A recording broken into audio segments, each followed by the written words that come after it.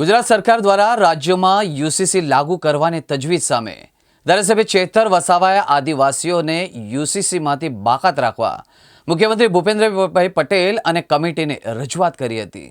જેમ ગુજરાતમાં પણ યુનિફોર્મ સિવિલ કોડ લાગુ કરવા માટે આજે મુખ્યમંત્રી શ્રી દ્વારા એક કમિટીની રચના કરવામાં આવી છે, ત્યારે ગુજરાતમાં 15% આદિવાસી સમાજ વસે છે।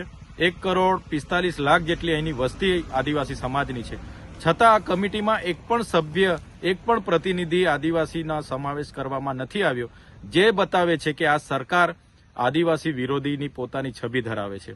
સાથે સાથે યુનિફોર્મ સિવિલ કોડ લાગુ થવાથી જે આદિવાસીઓના આદિ અનાદિ કાળથી જે પરંપરાઓ, જે રીત રિવાજો, જે રૂઢિઓ ચાલી આવે છે, જે છીનવાઈ જશે। આજે પણ અમારા સમાજમાં કોઈ પણ દીકરા દીકરી પુખ્ત વયના ભાગી જાય છે, સમાજનો પંચ બેહીને એને માન્યતા મળે છે।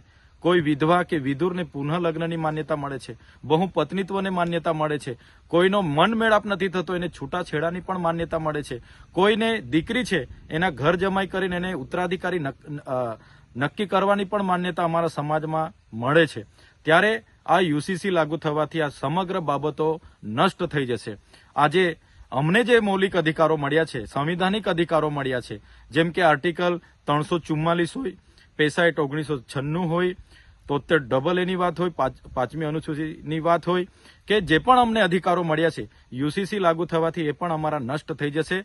જળ જંગલ જમીન પરના અમારા અધિકારો, ખનિજો પરના અધિકારો, વન અધિકાર અધિનિયમ 2006ના અધિકારો પણ આ યુસીસી લાગુ થવાથી અમારા નષ્ટ થઈ જવાના છે। ત્યારે અમે ગુજરાત સરકારને કહેવા માંગીએ છીએ, યુસીસીમાંથી આદિવાસી સમાજને બાદ રાખવામાં આવે એવી અમારી સ્પષ્ટ માંગણી છે, અને જો યુસીસીમાં આદિવાસી સમાજને સમાવવામાં આવશે તો આવનારા દિવસોમાં સરકાર સામે અમે ખૂબ મોટું આંદોલન લઈને ઉતરીશું, અને અમારા અધિકારો, અમારો અસ્તિત્વ, અમારી સંસ્કૃતિને બચાવવા અમારે સડકથી લઈને સદન સુધી સરકાર સામે અમે લડીશું।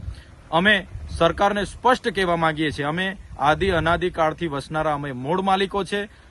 સમાનતાની મોટી મોટી વાતો કરનારી આ તમારી સરકારોએ આજ દિન સુધી આદિવાસીઓને ન્યાય નથી આપ્યો। આજે અમારી 15% વસ્તી છે, અમારે ન્યાય પ્રણાલિકામાં 15 જજીસ નથી, યુનિવર્સિટીઓમાં 15 કુલપતિ નથી, કોર્પોરેટ જગતમાં 15 ઉદ્યોગપતિઓ નથી, સેક્રેટરી સચિવાલયમાં 15 અમારા સચિવો નથી, અને દરેક ક્ષેત્ર તમે જોઈ લો, કોઈ પણ ક્ષેત્રમાં આદિવાસીઓને આજે પણ સમાનતા આપવામાં નથી આવી। આજે પણ અમારી સાથે રોટી બેટીના વ્યવહારો સુધી આ વિસ્તારોમાં નથી થતા, ત્યારે કયા સમાનતાની વાતો કરવામાં આવે છે? એટલે અમે યુનિફોર્મ સિવિલ કોડનો સખત વિરોધ કરીએ છીએ। આવનારા દિવસોમાં ગુજરાતનો તમામ આદિવાસી સમુદાય રોડ પર પણ ઉતરશે અને વિધાનસભાનો પણ ઘેરાવો કરશે।